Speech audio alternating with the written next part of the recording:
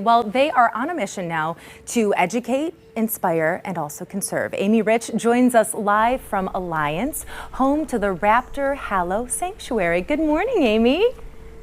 Good morning. How are you doing? I am doing very well, but I have to ask you, who are you with? Who's this friend of yours? This is Minko. He is our 8-year-old bald eagle. Oh, he is just so handsome. He looks so stoic. Isn't he the most handsome boy? He really is. I can tell you're so passionate about what you're doing. For people that aren't familiar, I know you've been on the show before, but you provide a sanctuary for birds and you basically give them a new lease on life and a second chance. Talk a little bit about your mission. Of course. So our mission here at Raptor Hallow Sanctuary is to save wildlife and protect the world's biodiversity. And we do that by focusing mostly on raptors. So those are going to be your birds of prey, things like hawks, eagles, owls, vultures, and falcons. But we also save any other animal who's in need of help. So we have a bunch of non-raptor birds, including parrots, ibis, crows, and things like that. We also expanded into doing some mammals and reptiles as well. Can you share a couple of interesting facts with us about Minko? That way I can go home and I can tell my youngest son I know something that he doesn't know.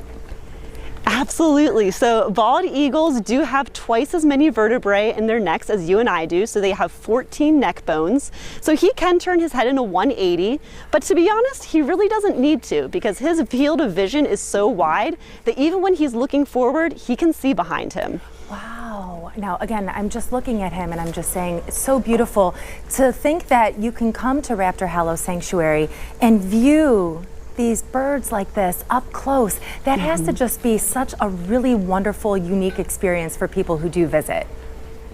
Oh, it definitely is. We always get people coming and saying, oh, I've never been so close to an owl before, or I've never seen a bald eagle in real life. And I get the amazing job of getting to fly a bald eagle right over their heads, or letting them feed an owl, or do something that they've never done before. And it is just the most rewarding job in the entire world to be able to make those connections for the first time. Now, something else that I do want to mention, the background looks a little bit different because you recently relocated, and it's a serious upgrade. Isn't it? Talk about where you're located now and the big difference. Of course. So we used to be at Beach Creek Botanical Gardens. We've been in this awesome collaboration with them for the past 5 years, but they just helped us so much that we completely outgrew our space there. So they were generous enough to give us 1 acre of land to house our animals on, but we now care for over 100 animals, and that just doesn't quite fit on 1 acre of land anymore. So we recently made a collaboration with the Alliance Park System, and they have been able to give us 15 acres of land. So that is where we are right now. We are at Butler Rodman Park, which is right on State Street, and we are currently building. We just started building this past March, and we have 13 exhibits up with 12 birds over here, soon to be 15. And we just did our soft opening a couple weeks ago. So guests are more than welcome to come through for a discounted price and see these animals and do some flight demonstrations. But what we're really excited for is Memorial Day of 2026. That's when we'll be doing our grand opening.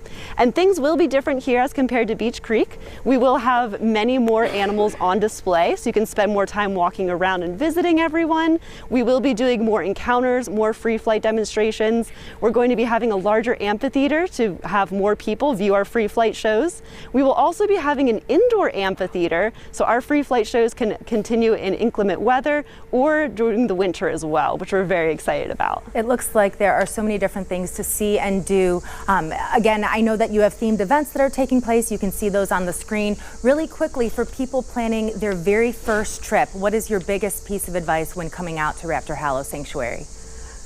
Oh, I would definitely say talk to our staff members, because it's one thing when you're just looking around and viewing our animals. That's definitely cool. But if you see one of our staff members around, talk to them. They have some lot of great information, and we're also always more than willing to get birds out for you. Amy, so the more you interact with the people around you, the more you'll have birds flying over your head and coming out to meet you. Well, thank you so much for chatting with us. Please tell Minko he did a wonderful job. Looking forward to seeing him in person soon. Thank you so much.